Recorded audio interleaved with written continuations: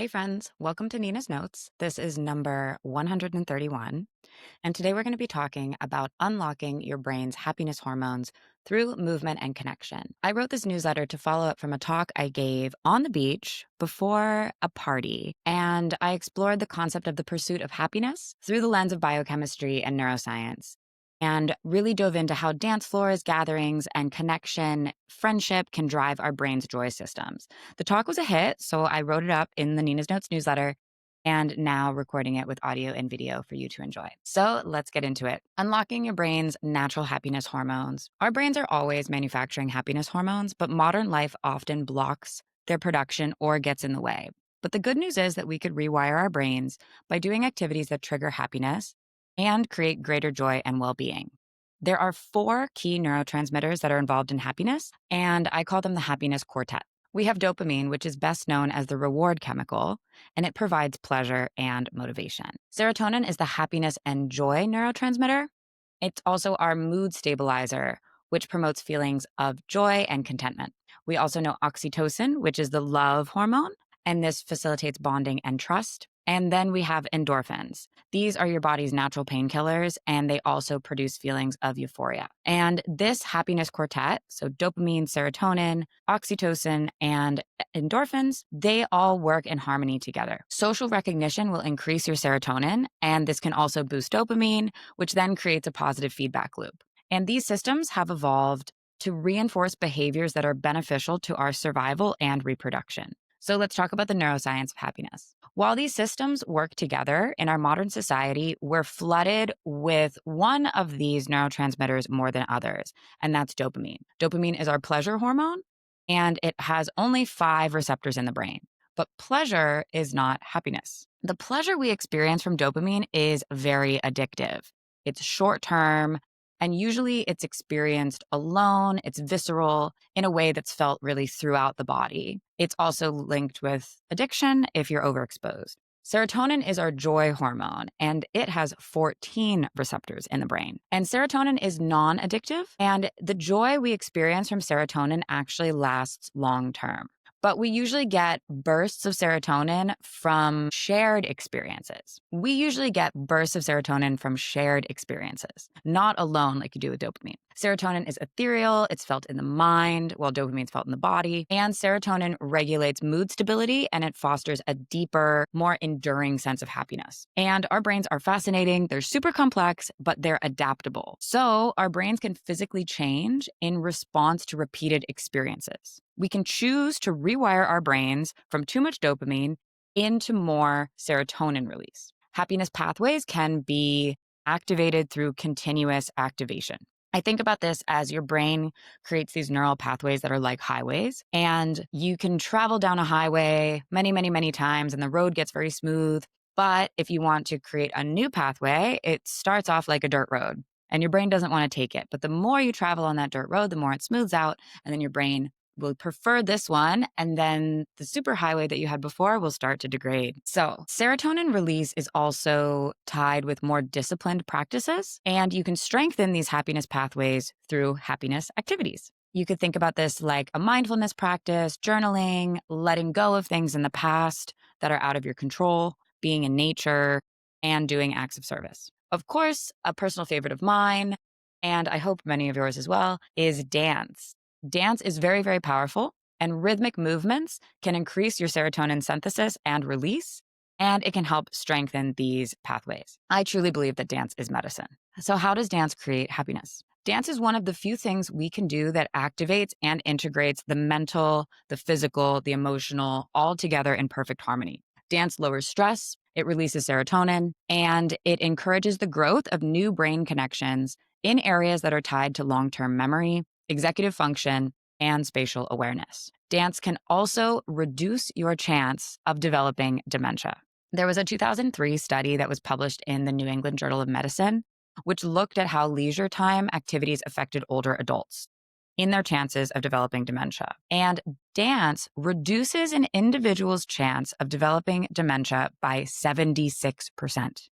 That's crazy. Last summer, I had the chance to meet the founder of Dance for PD, which is Dance for Parkinson's Disease. And it's a New York based dance studio, which offers people with Parkinson's the benefits of research backed dance through in person and online classes. And he showed me that people who have Parkinson's and struggle to walk actually can move effortlessly when they dance. So if they are struggling to just move across a room, if they just shift their mind and say, okay, I'm going to dance across the room, they can move completely fluidly. So dance also then activates their happiness quartet through activating multiple of those pathways simultaneously and bringing dopamine, serotonin, oxytocin, and endorphins to that dance practice. How do dance floors activate our joy systems? Partner dancing and group dancing, things that involve touch, can activate our serotonin pathways. Dancing in groups also triggers a synchronicity, like a neural synchronicity between the participants. And our brains can actually become more in sync with each other on the dance floor.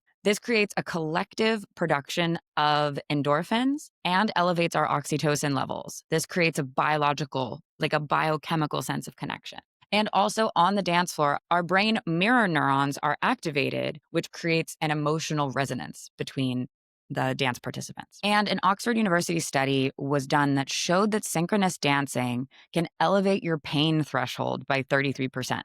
This is a proxy for an endorphin release because endorphins are your natural painkillers. And the environment of the dance floor also involves bright lights, changing colors, and this light exposure can also trigger serotonin release. So on the dance floor, we're also gathering, and gatherings can make us happy for 4 different reasons. The first is co-regulation. Human nervous systems are designed to be attuned to one another. Proximity to calm, happy people can help us regulate our own emotional state.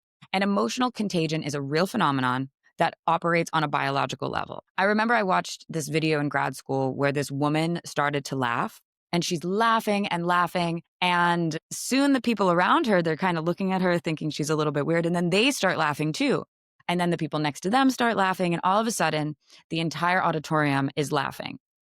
And you're laughing because everyone else is laughing, but it sparks a lot of joy. The second reason we love gatherings is social validation. So group belonging activates our reward pathways. Recognition by your friends triggers a serotonin response. And this has an evolutionary advantage because group acceptance is necessary for survival. We also experience a collective effervescence when we gather. This is a heightened sense of energy when we gather with people in a group. And if we have synchronous activities in the group, this will amplify positive neurochemical effects. This is why we love dancing, concerts, sporting events, even religious ceremonies where we are all focusing our attention on the same thing and coordinating movements. Special occasions where we gather can also activate anticipation. Anticipation increases dopamine.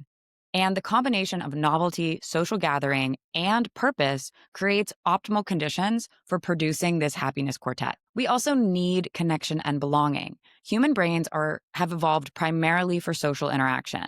Loneliness activates the same neural pathways as physical pain. Chronic isolation suppresses immune function, it reduces oxytocin production, and the body treats social connection as a biological necessity, not a luxury. We need connection because it builds trust circuits in our brain. And oxytocin facilitates trust and bonding, and it's released in positive social interactions. It creates a positive feedback loop. The more trust leads to more connection, which leads to more oxytocin. And our mirror neurons help us with connection and bonding.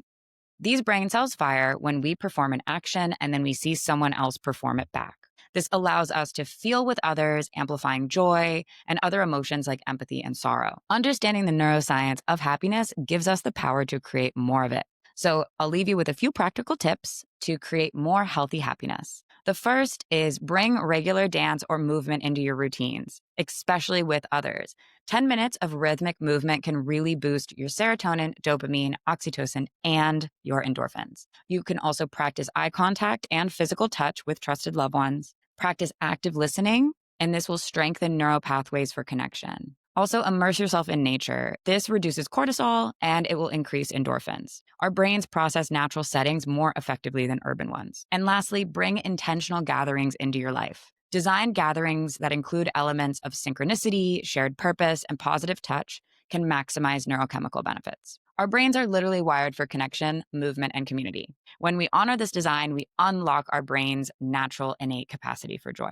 The book of the week, Dust, which is book 3 of the Silo series by Hugh Howley. I give it 3 out of 5 stars. This book brings together all of the characters from book 1, Wool, and book 2, Shift. However, the ending reminded me a bit of the TV show Lost. We don't get all the answers, and the ending is just a bit meh. I can't say beyond that without spoilers, but it's worth a read. And the caveat is that it's just a bit lacking after 2 novels that really keep you on the edge of your seat.